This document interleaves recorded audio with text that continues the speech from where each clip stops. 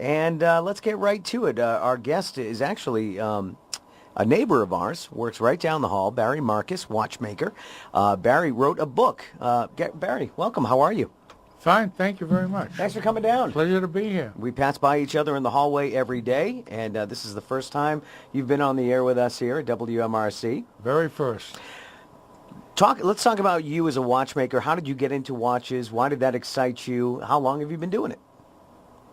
I have been doing it for 70 years. 70 years, wow. My great-grandfather, grandfather, father, uncle, and a bunch of cousins were all watchmakers. After World War II, 3 poor guys who married into the family became watchmakers. Really? They sat me down when I was 10 years old, and without exaggeration, I knew 20 minutes later I'd be doing watches the rest of my life. They actually sat you down and they pitched it to you like... No, they just sat me down and put a watch in my hand. It was a 7-jewel Waltham pocket watch, great big thing. Yeah. And that was it. What was it about that watch that was in your hand at that moment? I don't know. I just knew that from that day forth, I would be repairing watches. Was it the artwork? Was it the mechanics? What turned you on to watches initially? I never knew. No? It was not the Just artwork. that feeling? It was a very plain, basic movement. Yep. 7-jewel, the cheapest of their movements. Okay. They weren't... I don't think they wanted to put a good one in my hand at that age. But just something about it. As I said, 4th generation, something was in it. It clicked. That's all I ever wanted to do. Now, 70 years ago, I would imagine the profession was common. Very common. Not as common these days. Very rare today. People still wear watches, though. Everybody wears watches, and as the heart of the book is the fact that many watches are very personal treasures. Yes. People wear watches that were handed down generation to generation. I have one watch I see occasionally that literally was engraved where the owners went. The first engraving is San Juan Hill. It's everywhere they went, they got an engraving on the watch. Battles. This is a family of military people. Wow. San Juan Hill, several of the big battles, World War I. The watch went ashore with an American in North Africa, fought in Italy, in France, caught up in the Battle of the Bulge, then went to Korea, all the way to the Yalu River and back. There was an engraving for Saigon. Wow. And Baghdad, back in the Gulf War, and Afghanistan was the last engraving. There's no more room. Wow. And I always said that watch would make a 1-year history course at West Point. It certainly would, right? And I guess that's the idea behind the book that you wrote, Watches I Have Known. I wrote the book for my grandchildren. Okay. These are stories, my life, what I've done. I wrote and wrote and wrote and doodled on the computer until my daughters decreed that I had written a book. It's a great book, too. I mean, this is, usually when somebody puts out a local book, you can't expect too much. But this is like a real book. Oh, thank you very much. I'm quite flattered. What was the process like, writing your own book, releasing your own book, finding the company to support it? To be very honest, I doodled on the computer. In my own mind, I was doodling at the computer to avoid watching TV. It grew and grew, and then my daughters decreed a book. Okay. I was the last one to accept the concept of a book. They were putting it out regardless. It was going to go. Yeah. They encouraged it. They said, keep going. I would print on several pages on my own printer, and it was good. The only thing we edited was for privacy's sake. The only town that actually exists is Milford. Okay. Everything else was changed. Everything else was changed. Names In my were changed? writings, I had people's names. Those were changed. Okay. All right, let's go back 70 years. Where were you 70 years ago In when you Worcester, started? Massachusetts. You were in Worcester, okay. Yep. Um, My dad had opened a jewelry store down the street here, but I was in school in Worcester. I went to my uncle's store every day after school, Yep. which was its own adventures. Learned the trade. So your uncle had a store and My your uncle father had had a store. in Worcester. Yep. My father opened here, and eventually I became a Milfordian. Sure. When my grandfather came from Lithuania, he opened a store in downtown Worcester, off of downtown Worcester, on Millbury Street. Yep. And this is what the family does. So you have always worked here. Your business has always been here in Milford? Always in Milford, yeah.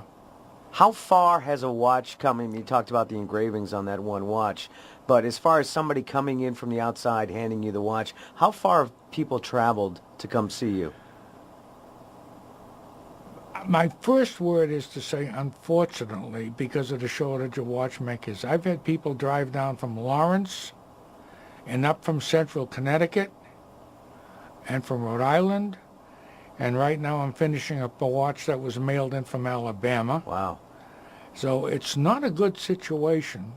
But watch repair is like a lot of trades that have disappeared. Yep. I mean, that's good for you because when you need your watch fixed, you got to call Barry. It's good for me, but having admitted I started learning at 10, Yeah. and I've been doing it 70 years, when you do the arithmetic, there aren't that many 80-year-old people working 50 hours a week. That's true. Can I ask a question? Absolutely. Rob's got a question. Yeah. Who makes the best watch? Who makes the best watch? Very few of the brands today, outside of an Omega or Rolex, Citizen and Seiko, actually make their own movements from scratch. As in the old days, they made everything from designing the movement, and they own the factory that made the case. Citizen is quite good. They sell their movements to whoever wants to buy them and makes up the package. You could go into the watch business, buying movements and cases and putting your name on the dial. But certain traditional names like Rolex, Omega, Bulliver, they're still there. Julie keeping the Campisi, quality. is that... My daughter. That's your daughter? Number 2, the middle one. She's the one that saw the writing on the computer They and all- said, that's it, Dad, you They gotta all get it on." saw, the three of them, Carol, Julie, and Amy, Yeah. saw my doodling. Yeah. And I insisted on calling it my doodling. And realized that I had written a book. They decided and decreed that I had written a book. And there was great encouragement. And it was pushed. And it's a book. And the book is all about stories you have heard? No, it's the watches that I have repaired. And what I realized early on was many stores were interested in selling a new product and did not recognize the meaning, personal meaning a particular watch can have for somebody, Right. irregardless of value. And I discovered they were telling me we have this story of the watch that I admired. It was an 18-karat gold European-made watch that a person drove to Milford to have repaired. And I noted he was on a tour of Europe, and he shook his head no. And sad to say, but truth to say, his answer was that SS Colonel had no further use for it. Oh, go right ahead. That's okay. We're very informal here. Okay, thank you. That was his story. Yeah. He and the German saw each other at the same moment. They both fired. Neither one missed. Okay. He was shot lightly. The other man died. When he examined him, he saw the watch, he took it, had no idea what it was. And he said it was a reminder of how close and precious each minute can be. It was a common You get a practice, bonus. wasn't it, back then? And back then it was a very common practice. Yeah. It was a souvenir, a remembrance. Sure. A remembrance of some place they would rather not have been in the first place. Yep. And that's how these things get handed down to generation That's to how generation? they get handed down. I have done the timepieces from airplanes stolen by the pilot, Okay. including a German Messerschmitt, and the owner's name, first and last, was positively German. Yeah. And he still spoke with a German accent, but I didn't have, let's say, the nerve to ask him if that came from his plane. Yep. So you do clocks, not just watches? No, but- no, just only watches. Oh, this was a watch from the plane. Okay. This was the larger, it was a little larger than a pocket watch. Yeah. But I don't do clocks. Okay. As Is it different? Is it that different? They're large. As a stubborn kid, very, very stubborn kid, I proclaimed to the world I would not do clocks. Okay. And in the book is the tale of the one clock I've really done. Belonged to my grandmother. It was a Westminster chime clock that I refused to fix. So I discovered that if I wanted to keep getting fed, I would fix the clock. Okay. I fixed the clock. And you ate. And I kept eating with a fantastic cook. She made food special for me. Nice. So I think I coined the phrase, we'll work for food. Barry, what's your favorite story in this book? I mean, that's a tough question, seeing that there's so many stories in here. My favorite story is a young man who found himself holding a Tommy gun on his own grandparents Wow. in Italy. Okay. When they broke out of Anzio, which was a butcher shop, Yeah. fighting up toward Rome, through villages destroyed, civilians caught up in the battle, killed. As he checked the house, couldn't open the door, so he, with a Tommy gun, blew the lock off and jumped in.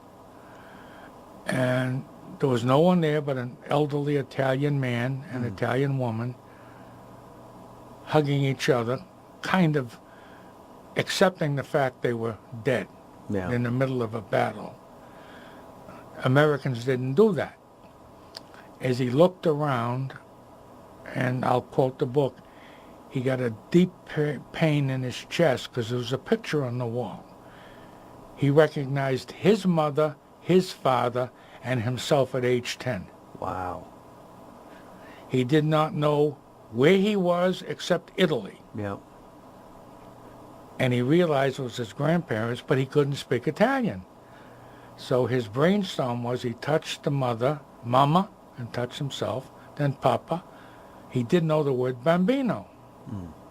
When he said bambino and patted himself on the chest, Grandma screamed and ran across and almost cracked 2 ribs. The grandfather ran out into the street yelling in Italian.